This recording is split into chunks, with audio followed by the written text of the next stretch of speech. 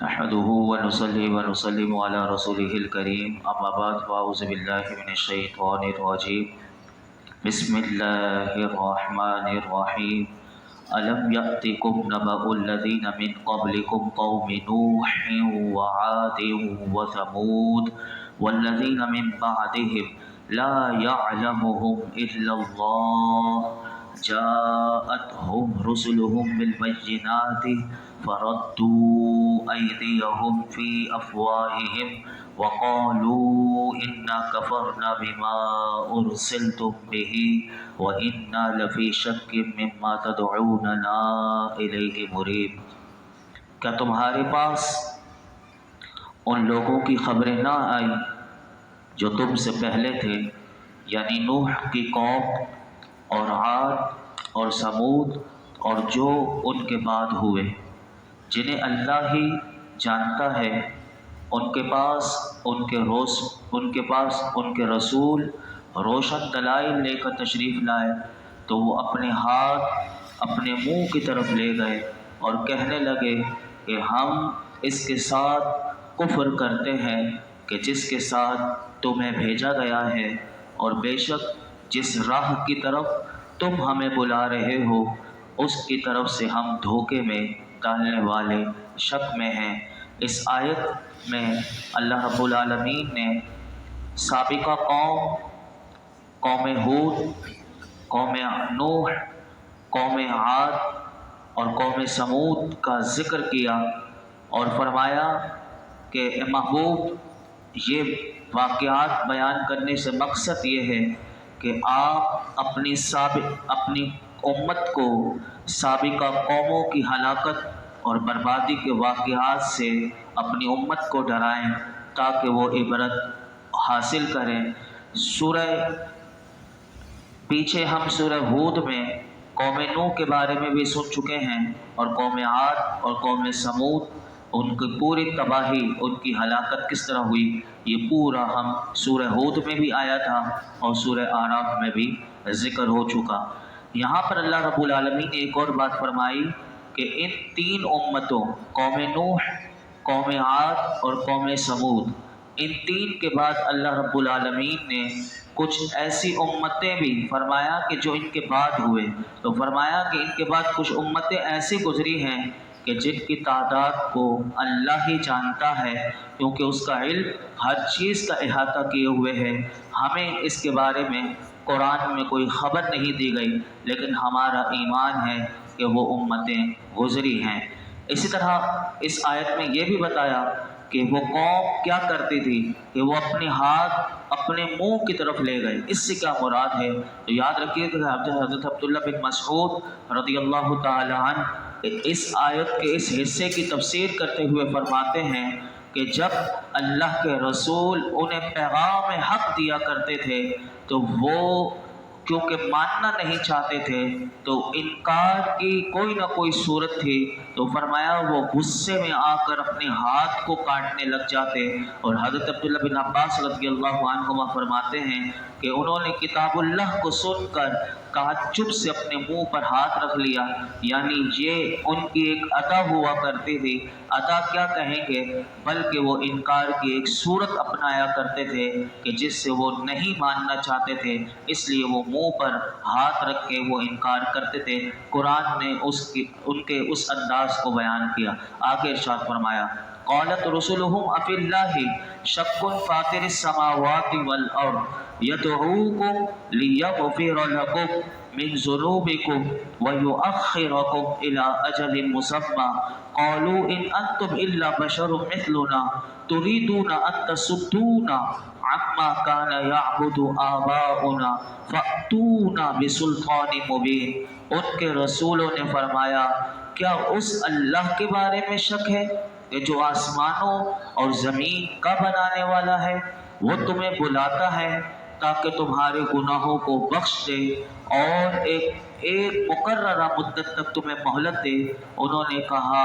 کہ تم تو ہمارے جیسے آدمی ہو، تم چاہتے ہو کہ ہمیں ان سے روک دو کہ جن کی ہمارے باپ دادا عبادت کرتے رہے ہیں، اور تم تو کوئی واضح دلیل لے کر तुम कोई वाज़ेह दलील लेकर आओ। इस आयत का मुख्तसर खुलासा ये है कि साबिका कौमों के रसूलों ने जब उस कौम ने इनकार किया और न माना तो फिर अल्लाह रब्बुल आलमीन की तरफ से रसूलों को कहा गया कि इनको ये जवाब दो और इनसे ये पूछो कि क्या तुम अल्लाह के तौहीद के बारे में, यानी उसके एक होने के बारे में तुम शक कर रहे हो? वो अल्लाह के जो ज़मीन और आसमान का खालिक है, ये शक कैसे किया जा सकता है कि जबकि अल्लाह की वहदानियत यानी उसके एक होने पर अक्ली और नकली दलीलें मौजूद हैं और अपने इंतहाई ज़ाहिर पर मौजूद हैं, वो रब तो तुम्हें अपनी इताअत और ईमान की तरफ बुलाता है ताकि तुम जब ईमान लेके आओ तो हुकूकुल इबाद के अलावा तुम्हारे तमाम साबिका गुनाहों को बख्श दे और तुम्हारी मुकर्ररा मुद्दत पूरी होने तक तुम्हें अजाब के बगैर ज़िंदगी की वो मोहलत तुम्हें दे। जब ये अल्लाह के रसूलों ने उस कौम को बताया तो उस कौम ने जवाब क्या दिया?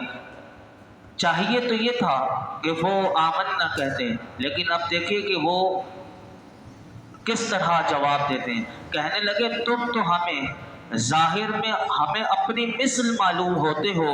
फिर कैसे माना जाए कि तुम तो नबी हुए और हम नबी ना हुए और तुम्हें ये फजीलत मिल गई और हमें ये फजीलत ना मिली, और तुम अपनी बातों से ये चाहते हो कि हम इन बुतों की इबादत करने से रुक जाएं कि जिसको हमारे बाप दादा पूजा करते थे, और तुम कोई वाज़ेह दलील लेकर आओ कि जिससे तुम्हारे दावे की सेहत साबित हो। तो यहाँ से पता चला, उलमा फरमाते हैं कि उनका ये कलाम अल्लाह के नबियों से करना ये सिर्फ इनाद और सरकशी की वजह से था, बावजूद ये कि अल्लाह के अंबिया उन्हें बेशुमार निशानियाँ दिखा चुके थे, मौजिज़ात दिखा चुके थे, फिर भी उन्होंने नई दलील मांगी और पेश किए हुए मौजिज़ात को कल अदम करार दिया। जब उन्होंने ये कहा तो फिर अल्लाह के रसूलों ने क्या जवाब दिया, अब सुनिए कैसा इनको समझाया जाता था। फरमाया क़ालत लहुम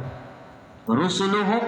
इन नहनु इल्ला बशरुम मिथलुकुम वलाकिन्नल्लाह यमुन्नु अला मन यशाउ मिन इबादिही वमा कान लना अन नअतियकुम बिसुल्तानिन इल्ला बिइज़निल्लाह व अलल्लाहि फल्यतवक्कलिल मुमिनून। उनके रसूलों ने उनसे फरमाया हम तुम्हारे जैसे ही इंसान हैं, लेकिन अल्लाह अपने बंदों में से जिस पर चाहता है एहसान फरमाता है, और हमें कोई हक नहीं कि हम अल्लाह के हुक्म के बगैर कोई दलील तुम्हारे पास ले आएं, और मुसलमानों को अल्लाह ही पर भरोसा करना चाहिए। जब काफिरों ने अपने रसूलों से ये कहा कि तुम तो हमारे जैसे आदमी हो, तो रसूलों ने उन्हें ये जवाब दिया कि अच्छा यही मान लो कि तुम हमें अपनी मिसल मानते हो और तो हम तुम्हारे जैसे ही इंसान हैं, लेकिन याद रखो कि अल्लाह अपने बंदों में से जिस पर चाहता है एहसान फरमाता है। और एहसान कौन सा? फरमाया नबूवत और रिसालत के साथ उसे बरगुज़ीदा करता है और इस मनसब अज़ीम के शरफ के साथ उसे मुशर्रफ फरमाता है। और हमें कोई हक नहीं कि नबूवत और रिसालत के मनसब पर फाइज होने के वजह से अल्लाह के हुक्म के बगैर अपनी सदाकत और दलालत करने वाली कोई दलील और मौजज़ा तुम्हारे पास लेकर आ जाएं। और फरमाया मुसलमानों को अल्लाह पर ही भरोसा करना चाहिए, क्योंकि वो दुश्मनों के शर को दूर करता है और उनसे उसको महफूज रखता है। आगे इरशाद फरमाया वमा लना अल्ला नतवक्कल अलल्लाहि वक़द हदाना सुबुलना वलनस्बिरन्ना अला मा आज़ैतुमूना व अलल्लाहि फल्यतवक्कलिल मुतवक्किलून। और फिर अल्लाह के नबियों ने उन्हें कितना ज़बरदस्त जवाब दिया। फरमाया हमें क्या है कि हम अल्लाह पर भरोसा ना करें, हालांकि उसने तो हमें हमारी राहें दिखा दी हैं, और तुम जो हमें सता रहे हो हम ज़रूर उस पर सब्र करेंगे। और भरोसा करने वालों को अल्लाह ही पर भरोसा करना चाहिए। यानी अल्लाह के रसूलों ने उन्हें कहा कि हमसे ऐसा नहीं हो सकता कि हम अल्लाह पर भरोसा ना करें, क्योंकि हम जानते हैं कि जो कुछ क़ज़ाए इलाही में है वो होगा, वही होगा जो उसने اس کی مشیت میں ہے، اس نے جو لکھ دیا ہے۔ فرمایا کہ ہمیں اس پر پورا بھروسہ اور کامل اعتماد ہے۔ اور اس کے بعد جو جملہ کہا، فرمایا اس نے تو ہمیں ہماری سعادت کی راہیں دکھا دی اور رشد و نجات کے طریقے ہم پر واضح فرما دیے، اور ہم یہ جانتے ہیں کہ تمام امور اس کی قدرت اور اختیار میں ہیں۔ خدا کی قسم، تم اپنی باتوں اور عملوں سے جو ہمیں ستا رہے ہو، ہم ضرور اس پر صبر کریں گے، اور بھروسہ کرنے والوں کو اللہ پر ہی بھروسہ کرنا چاہیے۔ امام غزالی رحمۃ اللہ علیہ آپ فرماتے ہیں کہ یہ آیت میں توکل بتایا گیا، اور یاد رکھنا چاہیے کہ توکل کرنے والوں کی فضیلت کیا ہے، اس کو غور سے سنیے گا۔ فرماتے ہیں وَمَن يَتَوَکَّلْ عَلَى اللَّهِ فَهُوَ حَسْبُهُ، جو اللہ پر بھروسہ کرے وہ اسے کافی ہے۔ اور فرمایا ان اللہ یحب المتوکلین، اللہ توکل کرنے والوں سے محبت فرماتا ہے۔ تو آپ فرماتے ہیں کہ وہ مقام کتنا عظیم ہے کہ جو توکل کرنے والے شخص کو حاصل ہوتا ہے۔ فرمایا کہ اس کو اللہ کی محبت حاصل ہو جاتی ہے، اور جو اللہ پر بھروسہ کرے اللہ اسے کافی ہو جاتا ہے، اور اللہ کی ضمانت اسے مل جاتی ہے۔ تو فرمایا جس شخص کے لیے اللہ کافی ہو جائے اور اللہ اس سے محبت کرے، اللہ اس کی رعایت فرمائے، تو فرماتے ہیں امام غزالی کہ اس شخص نے بہت بڑی کامیابی حاصل کر لی، کیونکہ جو محبوب ہوتا ہے تو اسے نہ عذاب ہوتا ہے، نہ دوری ہوتی ہے، اور نہ ہی وہ پردے میں ہوتا ہے۔ اور پھر تیسری آیت آپ فرماتے ہیں کہ وَمَن يَتَوَکَّلْ عَلَى اللَّهِ فَإِنَّ اللَّهَ عَزِیزٌ حَکِیمٌ، اور جو اللہ پر توکل کرے کہ بے شک اللہ غالب حکمت والا ہے، یعنی ایسا غالب اور عزت والا ہے کہ جو اللہ کی پناہ میں آ جائے تو وہ ذلیل و رسوا نہیں ہو سکتا، اور جو اس کی بارگاہ بے کس میں پناہ لیتا ہے، فرمایا کہ وہ اس کی حمایت میں آ جاتا ہے، وہ پستی کا شکار نہیں ہوتا۔ فرمایا وہ ایسا حکیم ہے کہ جو کوئی پھر اپنے رب کی تدبیر پر بھروسہ کرتا ہے، اس کی تدبیر میں کوئی کوتاہی نہیں ہوتی۔ اللہ رب العالمین ہمیں ایسا ہی بھروسہ اپنی ذات پر عطا فرمائے، کیونکہ ہمارے بھروسے جو اللہ کی ذات پر ہیں وہ ڈاماڈول ہیں۔ اس آیت میں دیکھیے کہ تینوں آیتیں اگر ہمیں یاد ہوں کہ جو اللہ پر بھروسہ کرے اللہ اسے کافی، اللہ توکل کرنے والوں سے محبت کرتا ہے، اور جو اللہ پر توکل کرے وہ یہ یاد رکھ لے کہ اللہ ہی غالب ہے، اللہ ہی حکمت والا ہے۔ تو جب اللہ کی ساری ذات پر ہمیں بھروسہ اگر ہو گیا تو یقین کیجئے کہ ہماری زندگیوں میں کتنا سکون آ جائے گا۔ اور حضرت ابو تراب رحمۃ اللہ علیہ وہ توکل کو 4 لفظوں میں بند کرتے ہیں۔ وہ کہتے ہیں توکل بدن کو عبودیت میں ڈالنے، یعنی اللہ کی عبادت میں ڈالنے کا نام، اور